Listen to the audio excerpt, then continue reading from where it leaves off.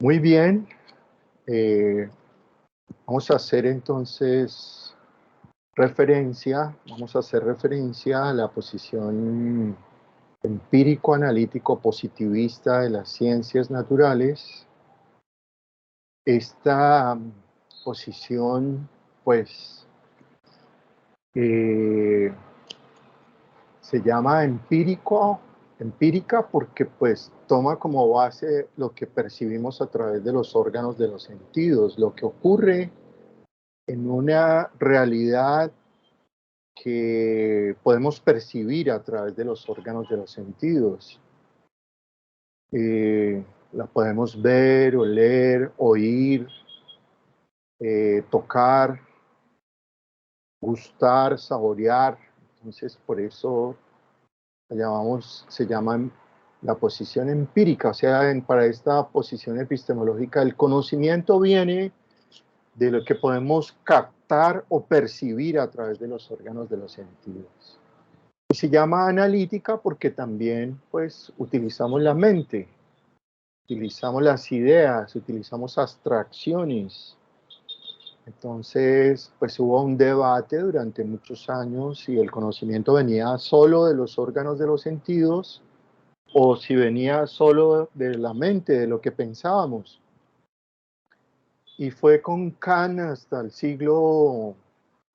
comienzos del siglo XIX, que Kant, el filósofo Emmanuel Kant, le dijo a la humanidad: venga, dejémonos de debatir eso, porque lo cierto es que el conocimiento proviene tanto del mundo material que percibimos a través de los órganos sentidos, como de la mente que traduce, que pone en palabras, que pone en pensamientos todo lo que percibimos. Entonces, pues, eh, pues no, ya venían varios filósofos y varios científicos también planteando una idea similar, pero pues digamos que es a partir de Kant, de Immanuel Kant, que termina ese debate y ocurre una especie de complementariedad también,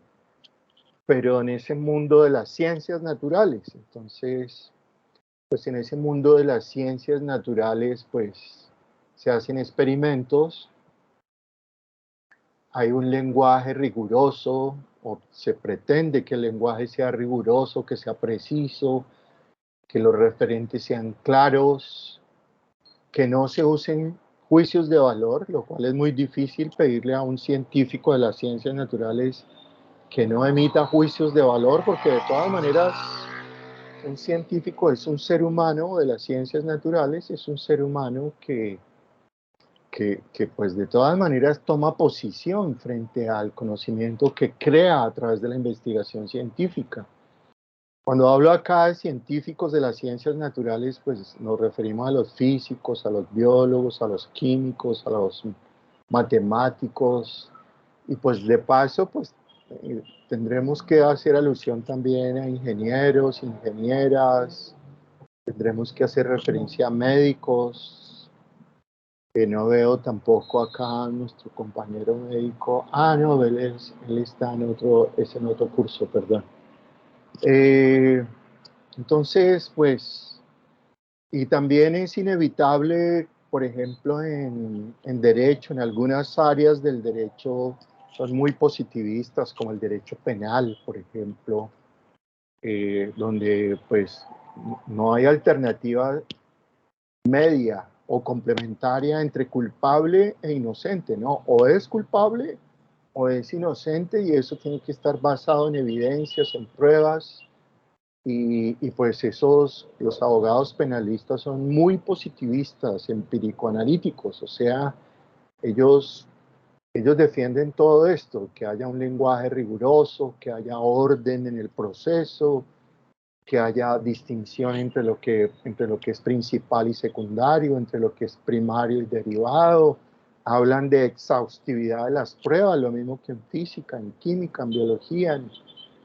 Hablan de leyes, de teorías. Eh, les cuesta mucho trabajo cuando hay contradicciones, pues no concilian con las contradicciones. Las contradicciones para ellos son formas de insuficiencia lógica o de ausencia de verdad. Si hay dos ideas que son contradictorias, pues una de las dos es verdad y la otra es mentira.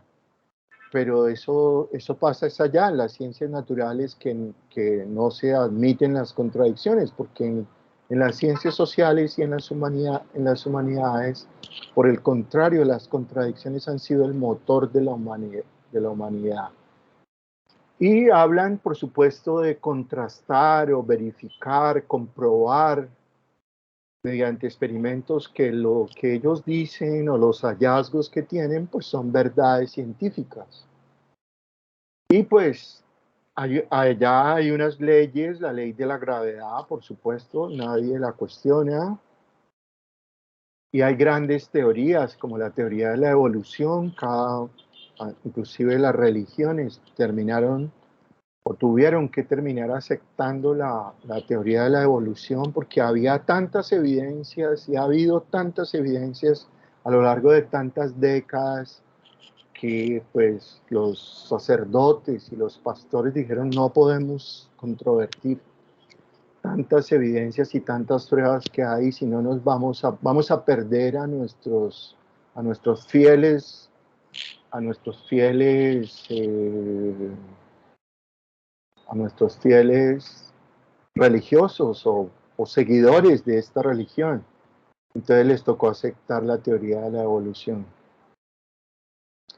Pero entonces, de todas estas ideas que manejan en la epistemología de las ciencias naturales, donde hablaban de método científico y de que solo había un método científico y era el de ellos, eso ya está totalmente reevaluado. No hay un solo método científico, porque no hay una sola ciencia, hay muchas ciencias, hay muchas posiciones epistemológicas, hay muchos métodos científicos, no hay uno solo, ni hay una sola ciencia. Entonces, pues, de todas maneras, pues trataron de imponer a las demás ciencias su método y todavía hay algunos que creen que lo que no se hace con los métodos de las ciencias naturales consideran que es muy frágil. Algunos son tan arrogantes que se burlan de lo que dicen los científicos sociales. Entonces, pues, y inclusive hay algunos que llegan a tener cargos de poder, por ejemplo, llegan a ser rectores. La Universidad de Magdalena tuvo un físico, doctor en física, que a él no le parecía que a alguien que había estudiado administración y había estudiado una licenciatura fuera doctor en educación, si trabajaba en un programa de administración. Para él, el doctorado que se le podía aceptar a ese profesor era un doctorado en administración, pero el profesor quiso hacer un doctorado en educación y no aceptó. Entonces al profesor le tocó demandar y perder más de 20 millones de pesos en la demanda para que le aceptaran su título de doctor en educación. Pero bueno, pero pues terminó muy mal ese rector, terminó en una de las últimas reuniones, le lanzaron huevos y le lanzaron harina porque pues hizo una rectoría pésima, además que convirtió la universidad en una especie de negocio familiar donde una serie de familiares de primero, segundo, tercero y de amigos llegaron a la universidad sin ser los mejores a ocupar cargos administrativos y cargos docentes.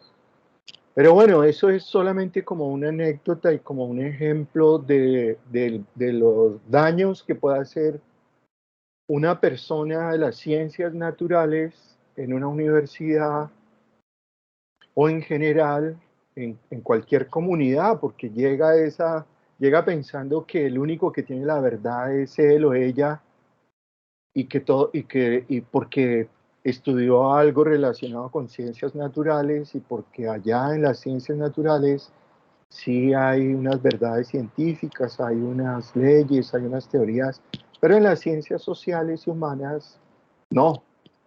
Entonces, en las ciencias sociales no es posible eliminar los juicios de valor, que solamente haya juicios objetivos. Entonces, pues, en medio de una reunión esas personas dicen, seamos objetivos.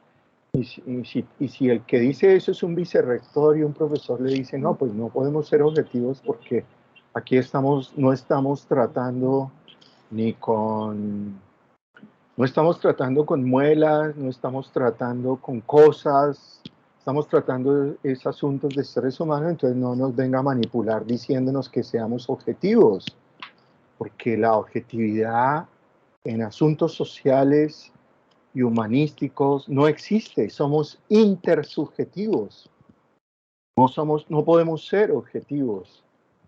Entonces, pero entonces esas personas quieren ver a todo lo que hacen y a todo lo que les rodea, los quieren ver como si fueran cosas con las que se puede experimentar o cuasi experimentar e imponer verdades objetivas.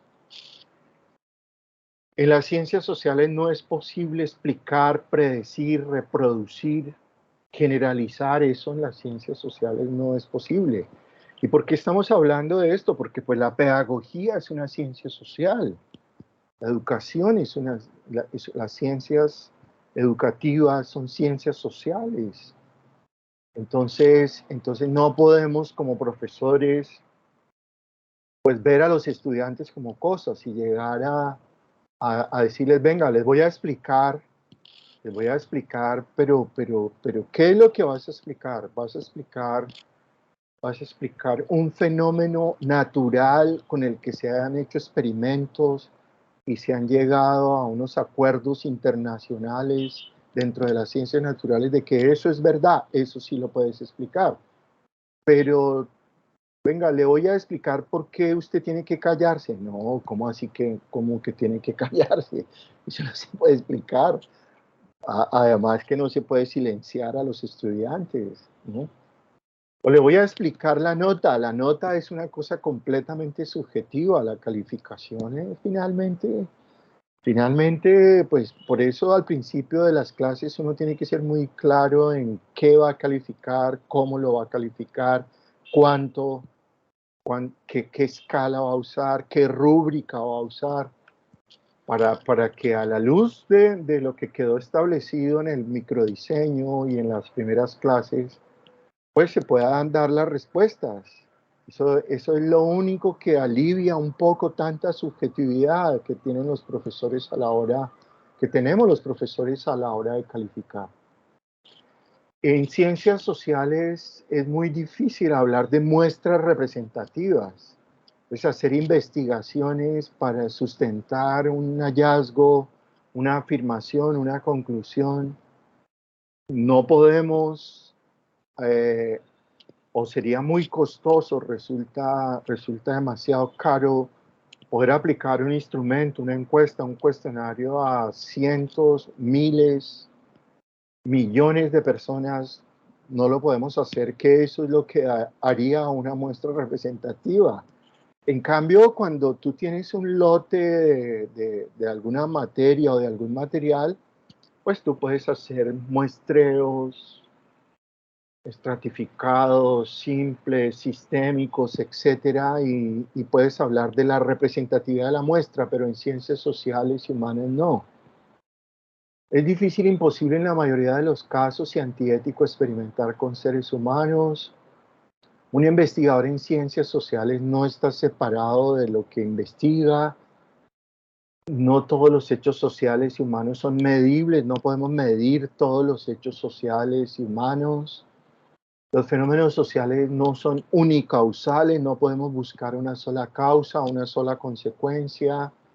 A veces los hechos sociales son simultáneos, unos están dentro de otros, unos envuelven a otros, son fluidos, no los puedes retener, no los puedes meter dentro de una caja de Petri, no los puedes meter dentro de una pastilla, no lo puedes meter dentro de una cajita ponerlo en una máquina de análisis.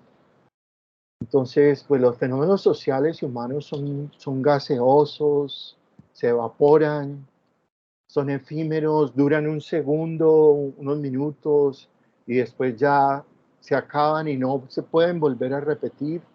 No son reproducibles, no son iguales, son impermanentes, volátiles, a veces no está clara la intención, la finalidad, entonces, pues... Y pues en esta posición epistemológica, pues no importa mucho la historia ni la cultura, pero en las ciencias sociales y en las humanidades sí importa la historia y la cultura. Entonces, pues en pedagogía, pues no cabe mucho o cabe muy poco esta posición empírico-analítico-positivista. ¿Cómo puede caracterizarse a alguien como profesor positivista? Pues es el que llega al salón diciendo que él es el dueño de la verdad y que los demás no saben nada y que es así, punto. Entonces es un profesor autoritario, como vimos en el video, hasta llega con una regla a pegarle a los estudiantes. Es un profesor que posiblemente adopte el conductismo clásico y amenace con castigos o motive con premios a sus estudiantes, y pues eso es una manipulación, porque no le importa los seres humanos que hay allí detrás de esos premios y de esos castigos. Podría ponerse a hacer generalizaciones sobre sus estudiantes y uno no puede hacer generalizaciones sobre sus estudiantes. Las clases quieren que sean estrictamente realizadas de acuerdo con lo que planificó, y entonces nadie le puede decir, profe, pero venga, yo tengo una pregunta. Entonces se molestan cuando quieren hacerles una pregunta o un profesor quiere hacer una intervención. Adelante, Wendy, por favor. Profe, yo tengo una pregunta con respecto al positivismo. Cuando investigué un poco del tema, pues hablaba que la primera persona quien acuñó el término era Agustín Comte, y él prácticamente utilizó ese término para referirse al padre como un padre positivista, como esa persona que rechazaba el catolicismo o las tradiciones, las doctrinas, las monarquías, todo eso. Y al usted de pronto hacer énfasis en lo que está diciendo ahora, no sé, es como todo lo contrario a lo que, o por lo menos la actitud en ese momento, en esa época cuando se acuñó el término, era más que todo construcción del pensamiento, o que básicamente también se atrevía a temas diversos de la ciencia, las interrogaciones. O sea, estoy equivocada. O de pronto en esa época sí tuvo bastante relevancia, no ahora.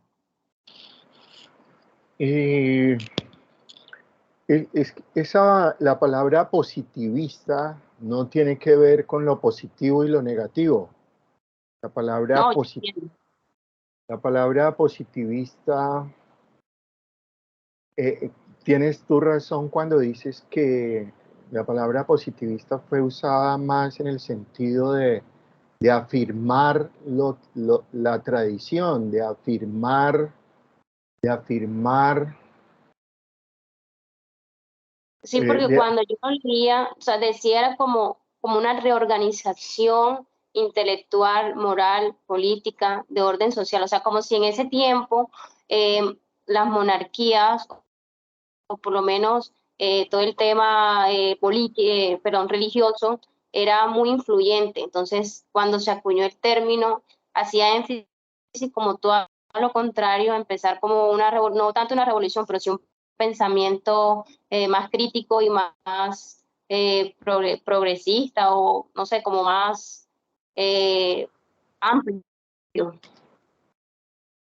Sí, lo que pasa es que sí, me gustan mucho las intervenciones que has hecho, porque tenemos que ubicarnos desde la Edad Media, y recordar que en la Edad Media, pues los que mandaban eran los papas y los dueños de las tierras, los monarcas, las monarquías, y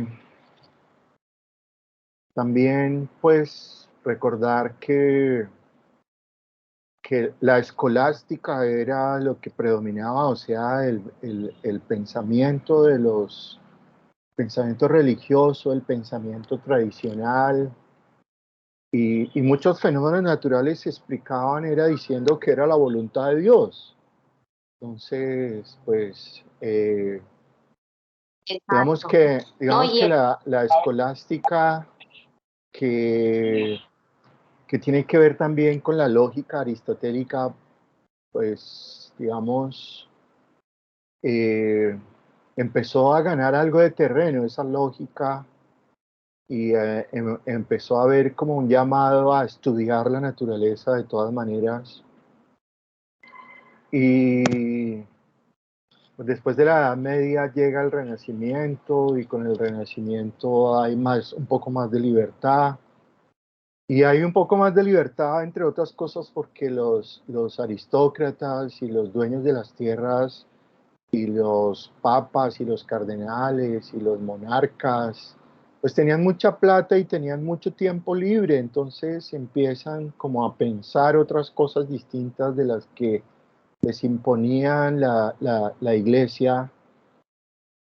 Y pues para hacer un gran resumen, yo diría que la escolástica fue derrotada por la modernidad, entendiendo por modernidad las ideas de hacer estas investigaciones, de hacer más experimentos. Ahí resalta mucho todo el papel que cumplió Galileo Galilei, que para que no lo mandaran a la hoguera como lo hicieron con otros científicos, pues le tocó volverse amigo de los Medici, que a los Medici además eran amigos de los papas, y de esa manera, pues Galileo Galilei logra que no lo manden a la hoguera y logra que sus experimentos científicos pues empiecen a ser aceptados.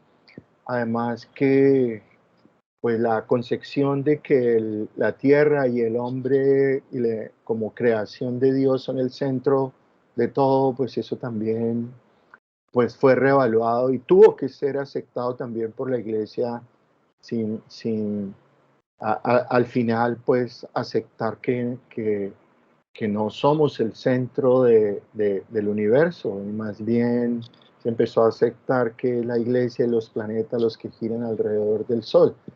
Pero entonces, digamos que este pensamiento positivista de las ciencias naturales, pues sí fue muy importante para la humanidad, y de alguna manera, como tú lo dices, Wendy, es cierto lo que tú dices, en ese momento representó una revolución frente al pensamiento escolástico, religioso, dogmático, mítico. O sea, sí, ahí es donde empieza la modernidad empieza con estas ideas positivistas, empírico-analíticas. Empieza todo el desarrollo científico que da luego lugar al desarrollo tecnológico, y por supuesto que sí es muy importante.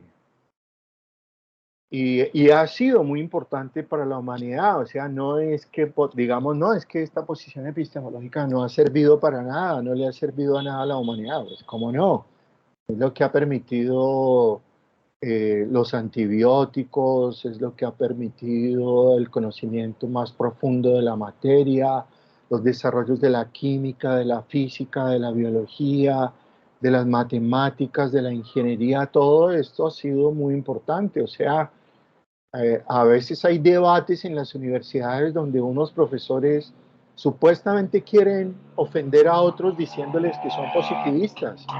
A mí eso me parece absurdo, porque ser un buen científico en las ciencias naturales, eso tiene mucho mérito. Lo que estamos viendo acá es que imponer la posición epistemológica de las ciencias naturales en las ciencias sociales es un error, o que los científicos de las ciencias naturales se sientan superiores a los científicos de las ciencias sociales, de las humanidades, es también un error. O inclusive que se sientan superiores a las personas que son religiosas, o a las cosmovisiones indígenas, o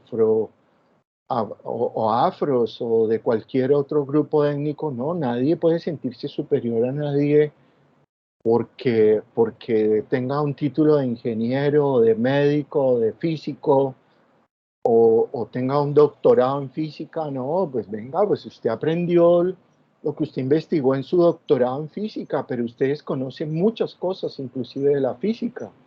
Y bueno, y eso es válido para cualquier doctor, puede ser también en educación o en cualquier disciplina del conocimiento. Un doctor lo único que logramos con el doctorado es profundizar en un tema de investigación con el cual creamos una especie de teoría, puede ser una teoría sustantiva.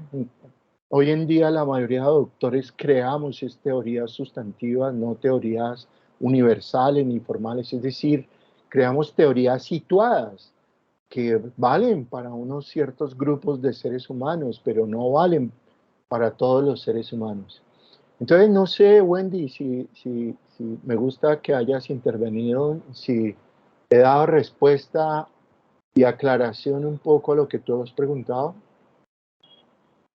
En economía también Sí, los econometristas son muy positivistas, quieren medirlo todo, creen que los seres humanos todos somos muy racionales, todos queremos maximizar las utilidades y que lo logramos, además creen eso, y resulta que allá hay varios premios Nobel de economía y de economía comportamental que han venido demostrando que el ser humano no es tan racional como piensan los economistas, ni maximiza tanto sus ganancias como consideran algunos economistas. La economía ha venido también volviéndose más economía de la complementariedad sociocrítica, hermenéutica, que una economía positivista que dice, mira, acá está el modelo económico y esta es la solución a todos los males. Pues no, los modelos económicos que se han creado, ninguno es perfecto, ninguno ha funcionado, ninguno ha resuelto todos los problemas.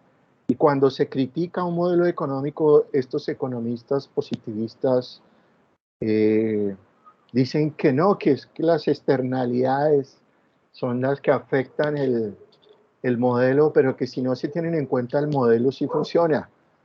Ceteris paribus, ¿no? Es una frase en latín que durante los 5 años en la carrera de un economista se la repiten tal vez todos los semestres y silencian a los estudiantes de economía porque le dicen ceteris paribus, pero ¿cómo así ceteris paribus? ¿Qué es eso? No, todo lo demás es constante. Aquí solamente trabajamos estas variables que son las que medimos, pero todas las demás variables que puedan influir en el modelo se consideran constantes. Pero ¿cómo se van a considerar constantes si no son constantes? También varían y también influyen. Entonces, cada vez hay, bueno, la econometría tiene mucho valor y hay algunos modelos que han hecho grandes aportes, pero han tenido que reconocer que sus modelos tienen fallas. Y lo mismo que los médicos que le dicen a un paciente o le dicen a otros colegas que no, que eso es una idiopatía. Idiopático es que no se conoce la enfermedad, que no se conocen sus causas. Pero venga, un momento, no se conocen. ¿Por qué no se conocen? Porque el médico que dice que esa enfermedad es idiopática no la ha estudiado, o porque se ha investigado en todo el planeta y no han logrado encontrar la causa de la enfermedad o las causas de la enfermedad, o porque no le han ordenado al paciente el examen porque es muy costoso y quienes están atendiendo a ese paciente les importan más los costos, la reducción de costos para ganar más plata, pues entonces no le ordenan el examen y le dicen que lo que tiene es una idiopatía, por ejemplo, el colon irritable. Entonces, no, que eso es una idiopatía, que la humanidad no sabe por qué a las personas se enferman del colon irritable. Pues mándele una colonoscopia Ah, no, pero es que no, la EPS no permite que se ordene una colonoscopia. No, pues insista a que le ordenen la colonoscopia y verá que encuentran la causa, que no es una idiopatía, que con la colonoscopia le encuentran qué es lo que tiene esa persona en su intestino y ya le pueden decir, mira, encontramos, no sé, algún problema en su intestino, puede ser un quiste, puede ser parásitos, puede ser muchas cosas. Entonces, gracias a la colonoscopia deja de ser una idiopatía. Las idiopatías se parecen a las externalidades de los economistas. Pero bueno, ya para cerrar este tema de la posición positivista empírico-analítica, pues en investigación, y ustedes van a ser investigadores universitarios, pues el investigador se siente que hace parte de lo que investiga y que sus juicios de valor también tienen que tenerse en cuenta. Pero para un investigador positivista le dicen, no se involucre con el objeto que está investigando. ¿Cómo no se involucra? A no ser, pues si están trabajando con aceites y haciendo extracción de aceites de una planta, pues bueno, pues no se involucrará. Pero si lo que está investigando tiene que ver con seres humanos, pues no puede separarse, porque necesariamente va a ser influenciado por otros seres humanos. Está interconectándose, interactuando con otros seres humanos.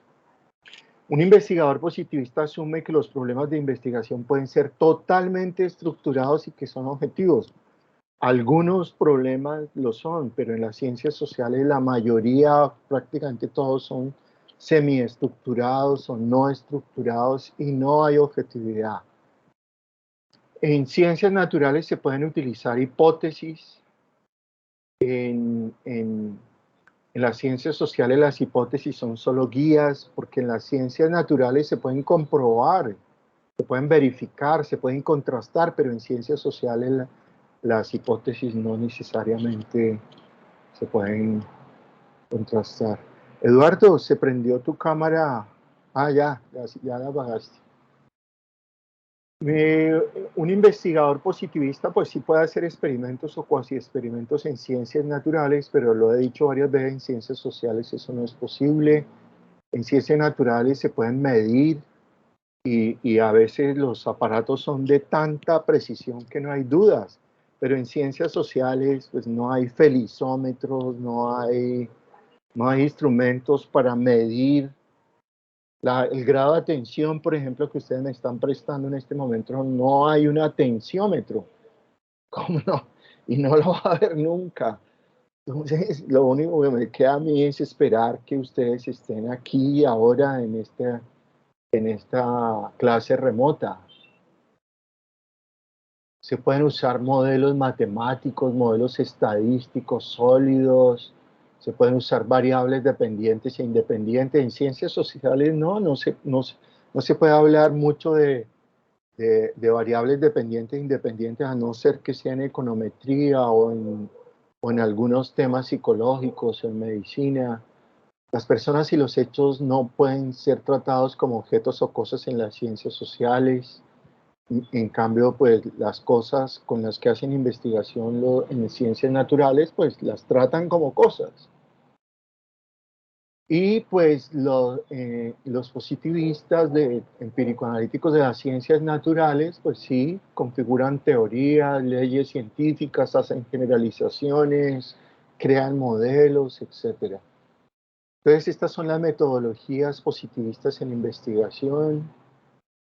Por ejemplo, en psicología, en economía, en sociología también en educación también podrían hacerse diseños de investigación pre-test, intervención, post-test. De hecho, yo hice una en educación y lo que hice fue comparar el nivel de aprendizaje que se lograba con metodología presencial con el nivel de aprendizaje que se lograba mediante tutorías y educación a distancia.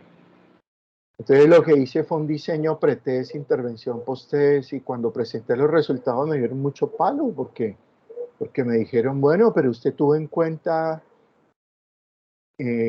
los que van a educación a distancia, las características, que son personas generalmente ya mayores, que tienen dificultades de aprendizaje, que a pesar de que se les hacen las tutorías, solo reciben esa retroalimentación, no pueden recibir más retroalimentación que las tutorías. Entonces me dieron mucho palo con las variables extrañas, con las variables intervinientes, y fue la primera y única investigación positivista que yo hice. Después las que he hecho han sido hermenéuticas, sociocríticas y desde la complementariedad. Esto de usar hipótesis nula, hipótesis de control en ciencias naturales, eso es pan de cada día. Pero en las ciencias sociales es muy difícil controlar, hacer control de condiciones para después decir que la que resultó válida es la hipótesis nula o que la que resultó válida fue la hipótesis de control. Eso es muy difícil. Entonces, bueno, pues es esto el positivismo, ¿no? Busca explicar en ciencias sociales y humanas, se busca comprender y transformar y mejorar. En las ciencias naturales se buscan y se necesitan evidencias plenas, pruebas plenas. En ciencias sociales y en las humanidades no hay pruebas plenas, no hay evidencias plenas. En las ciencias naturales predomina el objeto de conocimiento, en ciencias sociales y en humanidades no hay objeto de conocimiento, hay un tema, sí, puede haber un tema del que se quiere conocer, una pregunta, pero ese tema no es que esté allá afuera como un objeto en la realidad, no, está dentro de las personas y está también dentro del investigador. Por eso se habla de intersubjetividad. Y pues en las ciencias naturales pues sí hablan de que seamos objetivos, la medición fue tanto, el valor P fue 0 punto tanto, bueno, pues sí, allá sí, pero en las ciencias sociales y en las humanidades no hay esa objetividad, no hay únicas verdades, hay múltiples verdades en las ciencias sociales y en las humanidades. Entonces, bueno, este es un gran resumen de esta última posición epistemológica que quería abordar. Por supuesto, dentro de este contexto de pedagogía y de educación, porque pues si esta fuera una clase de química, pues ni modo, tendremos que ser positivistas, o de física, pues tendríamos que ser positivistas, o de derecho penal, o de psicología conductista, o de, no sé, o de econometría, pues necesariamente tendríamos que ser positivistas y defender el positivismo. Y con esto cierro. Yo lo mencioné hace un rato, no es que entonces los de las ciencias sociales se sientan superiores a los de las ciencias naturales, ni viceversa, que los de las ciencias naturales se sientan superiores a los de las ciencias sociales por sus diferencias epistemológicas. Mi caso es un caso raro porque yo primero estudié química, licenciatura en química. Entonces yo tuve que aprender mucho de esto, de esta posición epistemológica, pero después estudié administración y después hice una maestría en políticas públicas y en administración. Y entonces pues me salí del mundo de las ciencias naturales y me fui al mundo de las ciencias sociales con la administración. Y la maestría en políticas públicas y administración seguí en el mundo de las ciencias sociales. Y luego en el doctorado en educación, pues terminé metido completamente en el mundo de las ciencias sociales porque la educación y la pedagogía es una ciencia social. Entonces, pues de química hablo muy poco, la verdad sea dicha. Respeto mucho a los químicos, pero creo que mi aprendizaje de la química fue de 4 años y medio y luego trabajé como 3 o 4 años como profesor de química y ya después de eso no volví a hablar más de química. Entonces, bueno, pues no sé, alguna pregunta, algún comentario, algún aporte, algo que usted quiera compartir sobre esta posición epistemológica.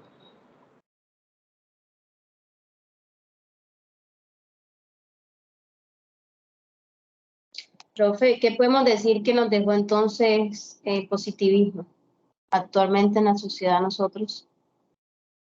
¿Un conocimiento absoluto o algo relativamente? Qué buena pregunta, Wendy. Buenísima pregunta. El positivismo es la posición epistemológica de la modernidad. Positivismo, si no hubiera habido positivismo y esta posición empírico-analítica, posiblemente la humanidad hubiera regresado al feudalismo. Bueno, claro que hay muchas partes del planeta donde todavía hay feudalismo, donde no ha llegado la electricidad, ni ha llegado las 4 revoluciones científico-tecnológicas que ha vivido la humanidad. La posición empírico-analítico-positivista pues es la que ha permitido a los seres humanos vivir más años antes de las investigaciones en medicina, investigaciones científicas, en medicamentos, en tratamiento de enfermedades. Pues recuerden que hubo una época donde el tiempo de vida máximo del ser humano llegaba como a los 35, 40, 45 años. Hoy está en 75 años, gracias a todos los aportes de las ciencias naturales, de las ciencias físicas, de las ciencias médicas, de las ciencias biológicas. No habría ingeniería con la que el ser humano ha construido obras inmensas y trascendentales, las carreteras, los puentes, los aviones. No podríamos transportarnos como nos transportamos hoy, en distancias tan enormes en unas pocas horas. O sea, esta posición epistemológica es trascendental, sin duda, es muy importante. O sea, yo creo que hay que quitarse el sombrero ante todos los hermanos y hermanas científicas, ingenieras, ingenieros, que desde esta posición epistemológica han construido tanto conocimiento científico para el bien de la humanidad. Entonces, pues claro, también ha sido el artífice de la construcción de las bombas nucleares, de las armas atómicas, pero eso no es culpa de los científicos que han estudiado todos estos temas y han creado todo este conocimiento. No los podemos culpar. Igual que no podemos culpar a quien inventó el cuchillo de que alguien lo use incorrectamente. Entonces, me gusta mucho tu pregunta porque es una pregunta que nos hace colocar en una dimensión justa esta posición epistemológica, pero que tampoco podemos convertirla como en una religión científica, una especie de religión científica donde entonces adoremos a todos los que hagan un doctorado en física, o sean muy buenos físicos, o sean matemáticos, o sean ingenieros. No, son seres humanos con un conocimiento importante, pero no pueden sentirse más que los demás. Es eso como que uno de los mensajes que he tratado de inculcar en este curso y en particular el día de hoy cuando estamos viendo esta posición epistemológica.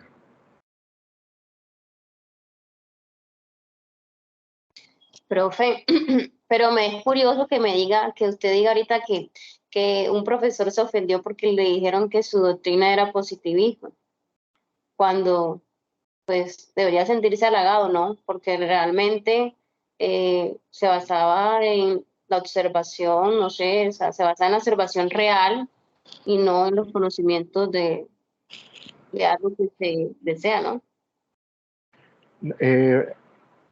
Aclaro, un profesor que o quiere o pretende ofender a otro profesor diciéndole positivista, pero es porque es un positivismo exacerbado.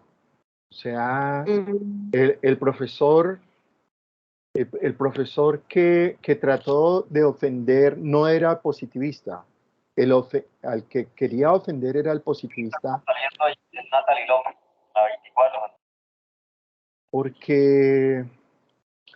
Porque si una economista, por ejemplo, econometrista, que pretende que todo tenga que ser medido en economía, que diga que su modelo es perfecto, que diga que lo único que vale es lo que ella piensa por ser econometrista y por hacer mediciones, pues entonces, pues sí, realmente está llevando de manera extrema o exagerada su positivismo, ¿no? Un físico que se burla, por ejemplo, recuerdo del rector este que les menciono de esta universidad, un doctor en física, que llegaba a reuniones de profesores a reírse porque las secretarias no entendían la teoría cuántica, que pobrecitas.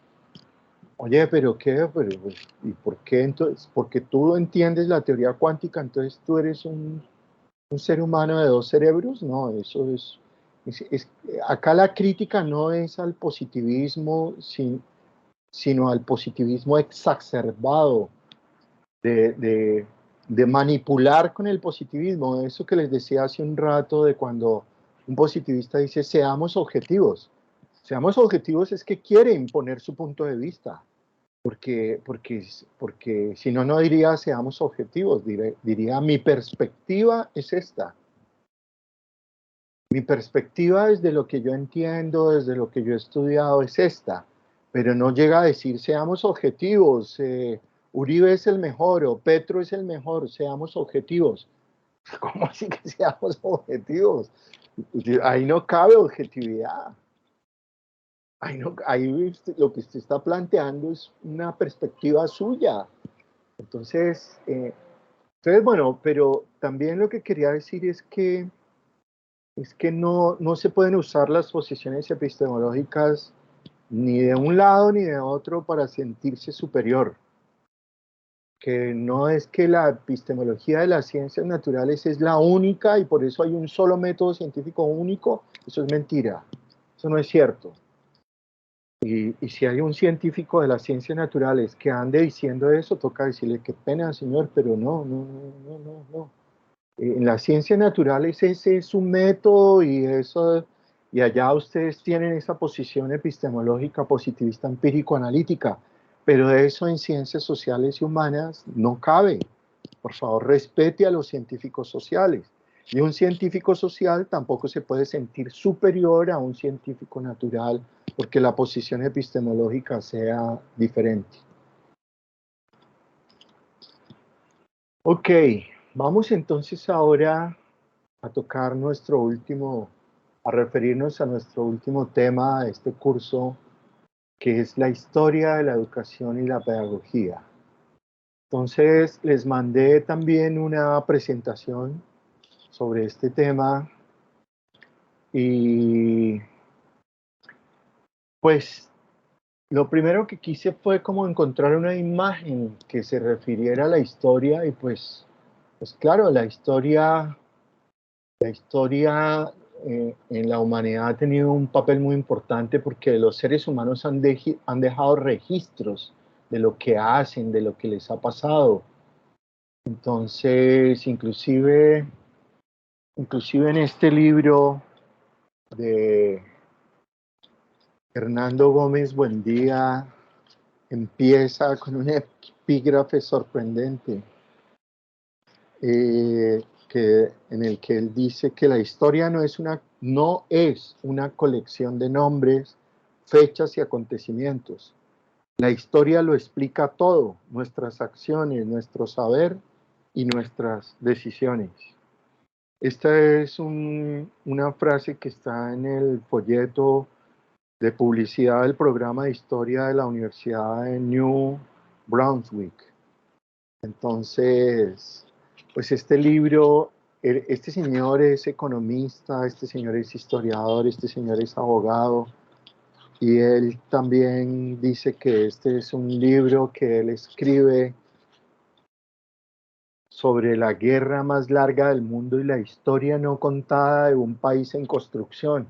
o sea, de Colombia, con la guerra más larga del mundo y la historia no contada de un país en construcción. Entonces es uno de los referentes que utilizo también si ustedes quieren conocer un poco más de la historia de Colombia, no solo de la educación.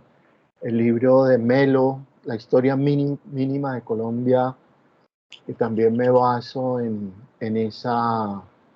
la obra de La historia mínima de Colombia del historiador Melo de la Universidad Nacional.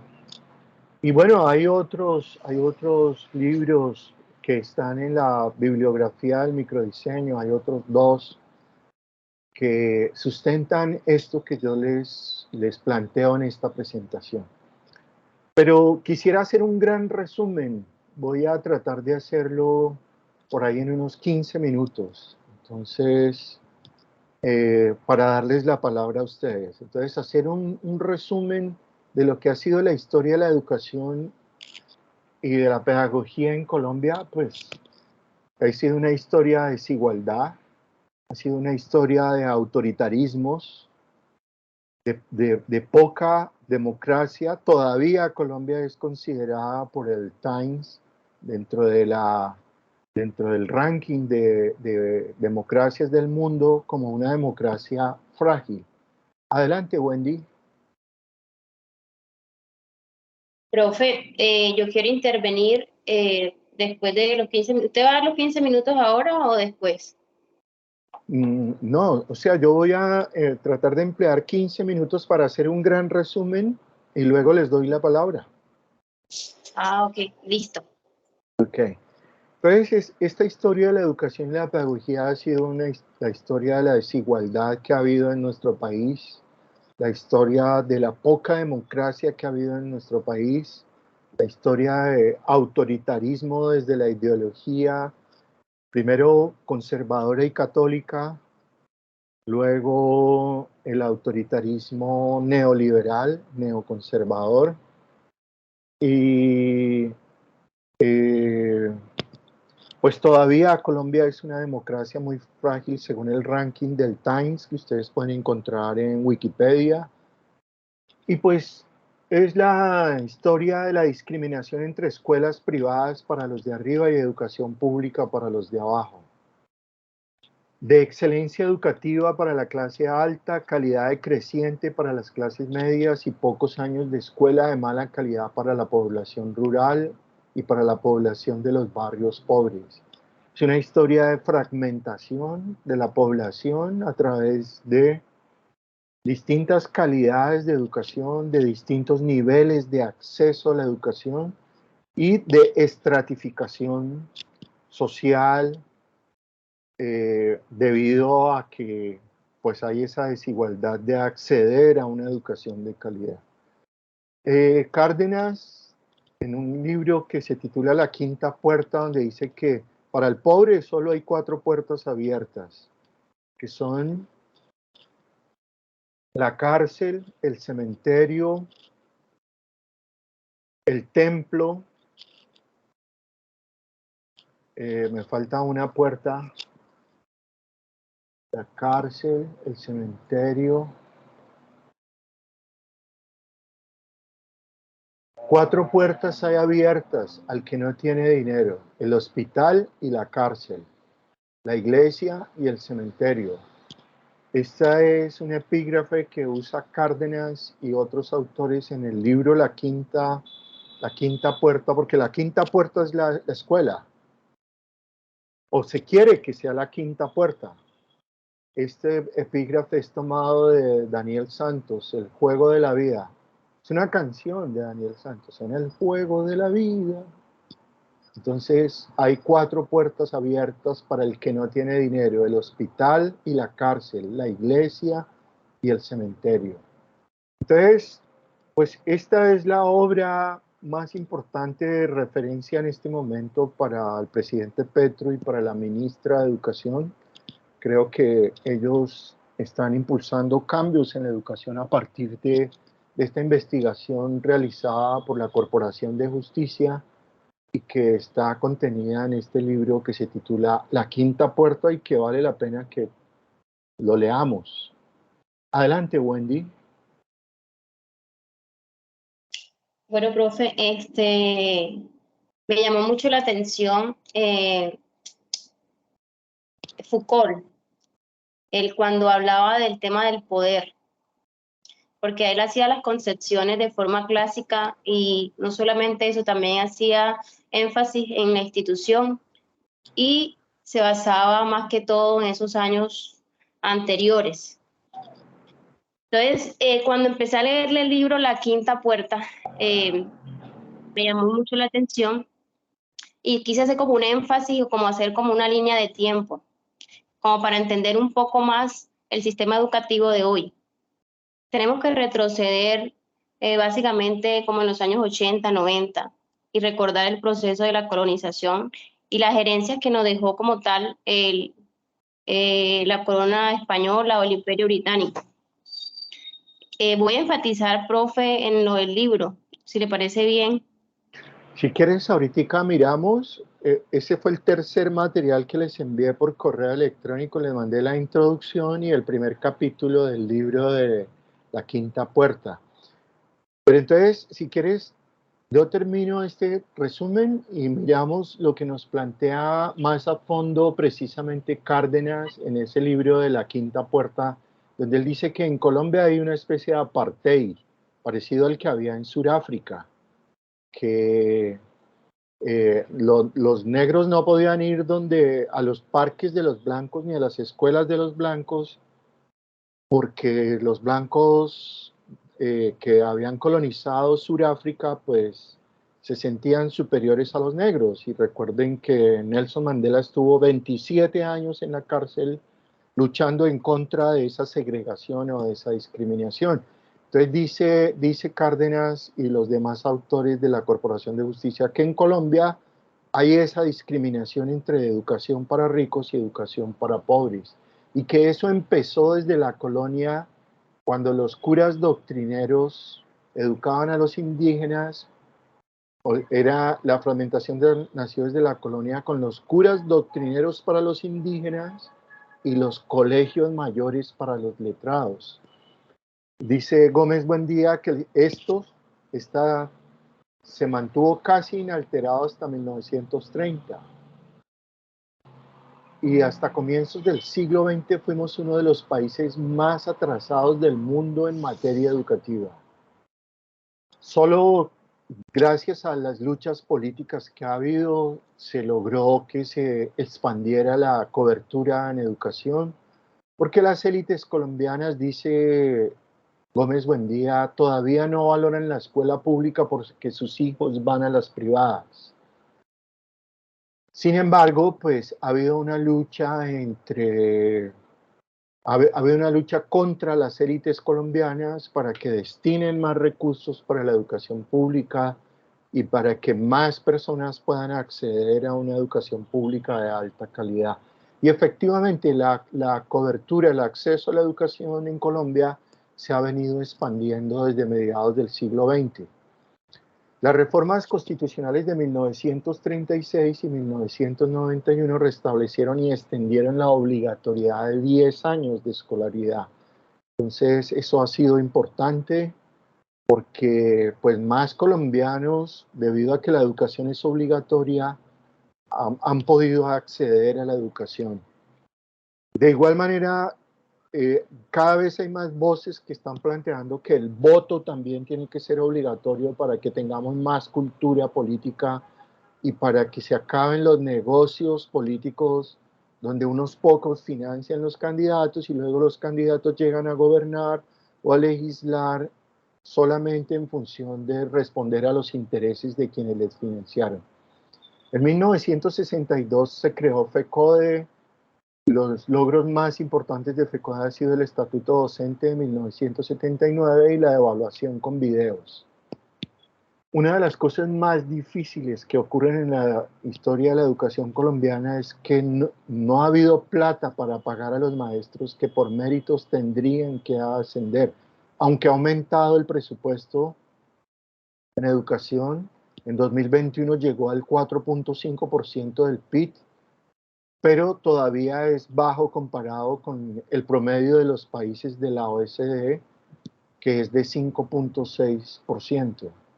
Los países de la OECD son los países que tienen mayor nivel de desarrollo, que tienen mejores prácticas administrativas, de gobierno, mejores prácticas económicas, mejores prácticas estatales, y que Colombia quiso voluntariamente entrar y le pusieron una serie de condiciones y duró más, creo que duró como 6 años cumpliendo requisitos para que la pudieran admitir dentro de los países de la OECD. Creo que son alrededor de 50 los países que hacen parte de la OECD. Entonces la historia de la educación en Colombia ha sido una historia de desigualdades y sufrimientos. Los de abajo, en promedio en Colombia hoy en día tienen 6 años de escolaridad, los de arriba tienen 12 y los de más arriba tienen 17 años de escolaridad. Hoy en la educación colombiana hay altísimas tasas de deserción. Si ustedes quieren profundizar un poco más sobre este tema de deserción, repitencia, pueden leer mi libro Dirección y Crisis Escolar, que fue publicado por la editorial de la Universidad Magdalena. Y ahí yo tomé unos datos de la CEPAL, donde de cada 100 niños que entran a preescolar, al final solo se gradúan 6 en educación superior. Y de esos 6 que se gradúan en educación superior, solo 1 se gradúa de un programa de alta calidad. Eso comparado con lo que pasa en Estados Unidos, que de cada 100 niños que entran a preescolar, 60 se gradúan de un programa de educación superior de alta calidad. Eso es lo que marca la diferencia entre una potencia mundial y un país latinoamericano donde a las élites y a los políticos y en general a casi toda la sociedad no le ha importado mucho la educación ni la calidad de la educación. Esto también es la tesis que maneja Cárdenas en el libro La Quinta Puerta y que también plantea Gómez Buendía en su libro de la independencia a la pandemia. Pero no todo está mal, no puede uno decir que no, que todo está pésimo, horrible, feo, equivocado en materia de educación. No ha habido mejoras. Ya hace un momento mencionaba que la cobertura se ha expandido, el analfabetismo se ha reducido a tasas menores del 4%. También la educación inicial aumentó del 16 al 41% en los gobiernos de Uribe y Santos, de Santos y Uribe.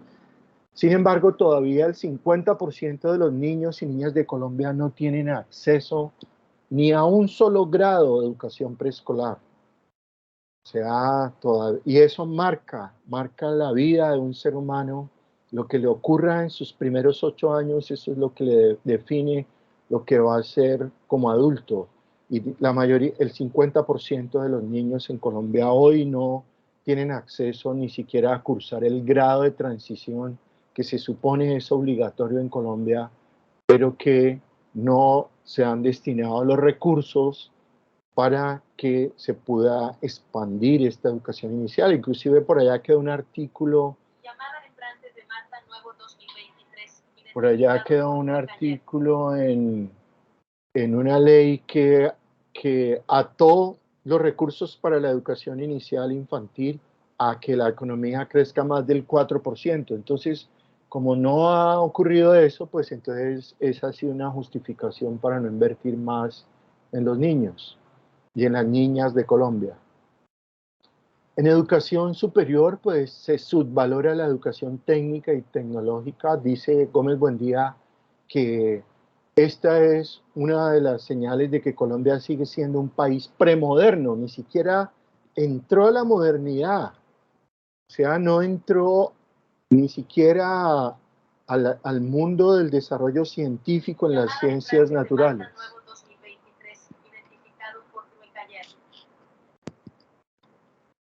Dentro de la educación técnica y tecnológica, pues está el papel del SENA.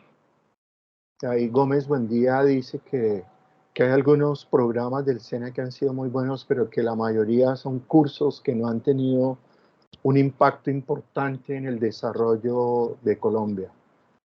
Además, es gravísimo que en los programas técnicos y tecnológicos la deserción es alrededor del 75%. De cada 100 estudiantes que entran a programas técnicos y tecnológicos, solamente se gradúan 25.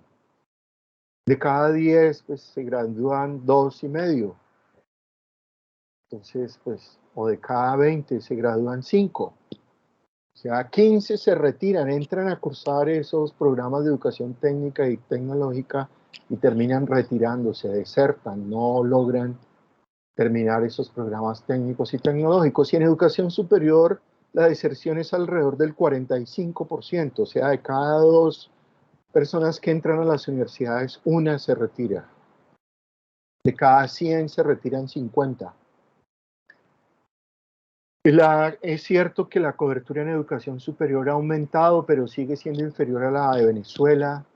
La cobertura en Colombia también debe estar alrededor del 45%, aunque hay lugares, esos promedios no siempre son buenas, no siempre son buenas lecturas, porque eso es como cuando dicen que había 2 personas y una se comió un pollo. ¿Cuántas se comieron en promedio? Pues se comieron en promedio medio pollo, pero si solo se lo comió uno, pues el promedio no es cierto, el promedio es falso. ¿Sí me hago entender? Que a veces los promedios no caben, porque si la que se comió el pollo se lo comió todo. No podemos decir que en promedio se comieron medio pollo, eso es mentira. Y esto lo digo porque el acceso a la educación superior en el Amazonas, inclusive en el Magdalena, no es del 45%, entiendo que es como del 27, 17 o 27%. Entonces, pues de esa manera es como que se dice que todos los jóvenes colombianos, el 45% entran a las universidades. Eso no es verdad. Eso no es verdad, porque en Bogotá, Medellín, Cali, Barranquilla entra más del 45%. Y en Santa Marta, en el Amazonas, en el Chocó, entran mucho menos del 45% a las universidades. El promedio de acceso a la educación superior en Venezuela es del 85%, cerca del 85%, que es el mismo de los países industrializados, de los países europeos y de Norteamérica. Dice Gómez Buendía que en Colombia hay 5 tipos de universidades: las públicas de excelencia, como la Nacional, la de Antioquia, la del Valle; las públicas de segundo nivel, como la del Magdalena, pues lamentablemente es así, y no porque la del Magdalena no quiera ser de excelencia, es porque en materia de distribución de recursos le dan más plata a la Nacional, a la de Antioquia, a la del Valle, por estudiante, que el dinero que le dan a la del Magdalena por estudiante. Entonces ha sido una lucha del rector actual que el gobierno reconozca que un estudiante universitario del Magdalena vale lo mismo que un estudiante de la Universidad Nacional de Bogotá o de la Universidad de Antioquia. Pero ese es un problema de la Ley 30, que es una de las cosas que hay que reformar, y que ya el presidente Petro mencionó que en el segundo semestre de este año se va a reformar la Ley 30 de Educación Superior. Están las privadas de excelencia, como los Andes, la Javeriana, el Externado, el Rosario. Están las privadas profesionalizantes para las clases medias, y hay una serie de universidades que se consideran de garaje, a menudo nocturnas, y donde se refugian, dice Gómez Buendía, los que no encuentran cupo en las anteriores 4 categorías. La Ley 30 de Educación Superior representó un avance importante. Dejó establecido que a las universidades había que darles cada año un mejor presupuesto, pero ajustado por la inflación. Entonces se le ajusta el presupuesto del año anterior, pero no se le reconoce recursos para expandirse, para mejorar su infraestructura, para contratar más profesores de planta, para realizar más investigación. Entonces, pues, eso será una de las cosas que habrá que entrar a reformar el segundo semestre de este año. Y pues también todos sabemos que en Colombia, en vez de darle plata a las universidades, se le ha dado plata a los estudiantes a través del ICETES, a través de Serpi lo Paga y a través del programa de excelencia. Entonces, pues sin duda estos programas han sido importantes, pero no han democratizado la educación superior. Todavía hay muchos jóvenes que no pueden entrar a estudiar a las universidades. Termino con esto. Dice Gómez Buendía, en resumen, universidades a donde ingresa 1 de cada 3 bachilleres y donde los de arriba tienen el cupo asegurado, los del medio se quedan con los mejores cupos gratis pagados por el Estado o se van conformando con cupos menos buenos. Otros muchos reciben un cartón que sirve para casi nada y los de abajo no ingresan a las universidades o ni siquiera terminan su bachillerato.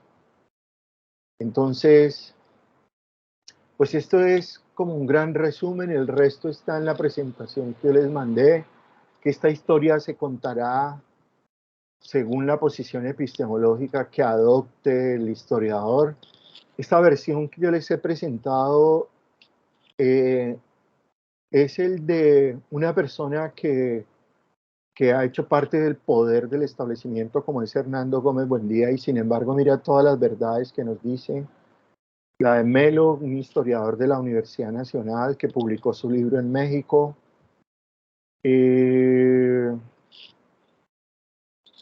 Cárdenas de la Corporación de Justicia con el libro de La Quinta Puerta, que son profesores de los Andes, de la Nacional, de la Javeriana. Entonces, pues, yo diría que no son sesgados, no es que sean izquierdosos, mamertos, que ahora están diciendo un poco de cosas, no, son investigadores muy serios que durante décadas se han puesto a analizar y a estudiar cuál ha sido la historia de la educación en Colombia. Entonces, pues, digamos que ustedes ahí en la presentación, ustedes pueden ver lo que ha pasado en Colombia, los rasgos más importantes, los hechos más importantes. Sin duda que la Iglesia Católica se opuso, como lo dicen estos autores, a la modernización del país. No estaban de acuerdo con que las mujeres se divorciaran, no estaban de acuerdo con que no estuvieron de acuerdo durante el siglo XIX en que la religión en que la educación fuera laica, que fuera en valores éticos y morales universales, sino que querían que la educación fuera católica y cristiana. En eso terminaron derrotados no porque alguien los haya derrotado, sino porque la globalización de todo el planeta pues ha mostrado que la mejor educación es la educación de valores éticos y morales, no la educación de ninguna religión en particular. Pero eso a Colombia ha traído muchos muertos, unos muertos por allá en el sur de Colombia, donde inclusive un obispo llamó a la guerra porque él quería que la educación fuera católica, y mucha gente allá en el Cauca no quería que fuera católica, porque había también indígenas que tenían otras cosmovisiones.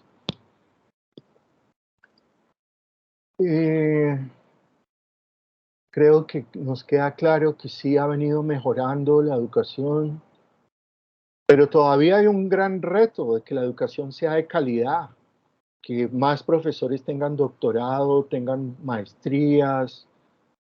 Cada vez las universidades contratan personas como profesores que no tengan una maestría, entonces pues yo los animo a que ustedes después de que hagan esta especialización continúen con la maestría. Y pues sin duda todas estas posiciones epistemológicas que hemos visto concurren a las universidades. Hay unos profesores que yo me atrevería a decir que la mayoría hoy somos complementarios, pero todavía hay unos que son muy sociocríticos y hablan de emancipación y hablan de hegemonías, hablan de opresiones. hay otros que hablan de enseñanza para la comprensión, hay otros que son posmodernos y entonces hablan de Foucault y del poder de los medios de comunicación y de la manipulación que hacen los medios de comunicación a través de sus dueños y de sus periodistas. Hay un poco de todo, hay deconstruccionistas que han abrazado la obra de Derrida y que sus clases son deconstructivistas. O sea, invitan a los estudiantes a que desbaraten las ideas, pero con el compromiso de que tienen que volverlas a armar y producir ideas mejores y aplicaciones mejores. La expedición botánica fue tal vez una de las primeras acciones epistemológicas más importantes de Colombia.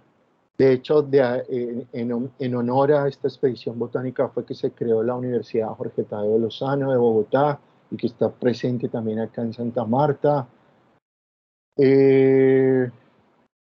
Toda la lucha de Santander para que se pudieran acoger las ideas de Bentham. Todo lo que ha hecho la Iglesia Católica para mantener su poder y mantener su ética cristiana en el poder. Inclusive hay sacerdotes aquí en Santa Marta el otro día, bueno, hace varios años, que yo iba a misa a un sacerdote haciéndole campaña en la misa a un político que le había dado la plata para arreglar un muro de la parroquia. Esa fue la última vez que fui a la iglesia, ese sacerdote que ahora es candidato a la alcaldía de Santa Marta.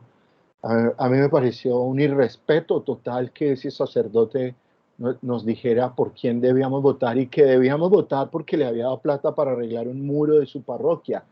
Eso no puede ser, ¿no? Entonces, es muy interesante lo que ocurrió en Colombia, conocido como la querella bentamista, que fue toda una disputa intelectual entre los seguidores y los detractores de Bentham, que es uno de los padres del utilitarismo junto con John Stuart Mill, y que fue el origen del capitalismo. Entonces, en su momento, Wendy, lo mismo que pasó con lo que conversábamos al comienzo de esta clase, el utilitarismo al comienzo fue un triunfo contra el escolasticismo, pero como el utilitarismo le dio paso al capitalismo salvaje, pues entonces el utilitarismo de Bentham y de John Stuart Mill no fue tan exitoso y tan ganador como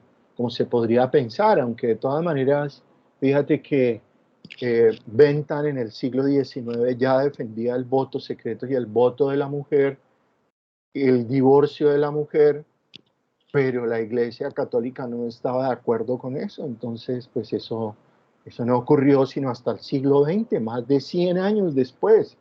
Representó ese retraso en la historia de Colombia bajo la responsabilidad del conservatismo y de la Iglesia Católica. Entonces, pues bueno, ¿no? Esto es como una gran superficial presentación de cómo todos estos debates políticos y estas ideas han forjado lo que ha pasado en Colombia. El liberalismo intentó que en los pueblos, en los barrios, la figura de los maestros, de las maestras, fuera más importante que el de los curas. En algunos municipios lo logró, en otros no los logró. Hoy, desde mi posición de la complementariedad, creo que ambos son muy respetables y que ambos pueden contribuir mucho a que haya más dignidad y más felicidad en Colombia, tanto los sacerdotes como los profesores. Entonces, invitarlos a que lean estas diapositivas, un poco para que entiendan, pues, por qué de alguna manera el utilitarismo fracasó. Pues está acá la diapositiva 34, que con ejemplos muy concretos muestra, la 34 y la 33 muestra que no necesariamente perseguir el mayor bien para el mayor número de personas es lo más razonable, porque también hay que respetar a las minorías y que en cada situación siempre hay que mirar que se haga el mayor bien, pero también que se haga el menor daño. Ahí coloqué 4 ejemplos. Poner en funcionamiento una represa generadora de electricidad si muera mucha gente, pues eso se cumple la máxima del utilitarismo, el mayor bien. Pero si muere gente, pues eso, esa no sería la mejor represa del mundo, eléctrica. O poner impuestos al cigarrillo bajos para beneficiar a los dueños de las industrias tabacaleras, pero que mueran mucha gente por cáncer de pulmón. O exigir carros más seguros o dejar morir más gente en accidentes porque los que fabrican y venden carros sean dueños del poder político. O impedir la transformación de los negocios de las EPS, o llevar más salud de calidad a municipios apartados. O sea, esa idea del utilitarismo sigue todavía vigente. Y los dueños de los negocios invocan una libertad que es distinta a la libertad que invocan los pobres. La libertad que invocan los ricos es la libertad de disfrutar de su riqueza. La libertad que invocan los pobres es la libertad de tener oportunidad de tener una vida digna. Entonces, pues esas 2 ideas siguen todavía ahí como en contraposición, aunque yo no sé, yo siento y tengo la esperanza de que cada vez hay más familias ricas que son conscientes de que deben pagar impuestos y de que hay que superar la pobreza y de que no está por encima de la dignidad humana que tengan su riqueza, sino que, porque no la van a poder disfrutar bien en un país lleno de miseria y de violencia, pues ¿de qué sirve tanta riqueza?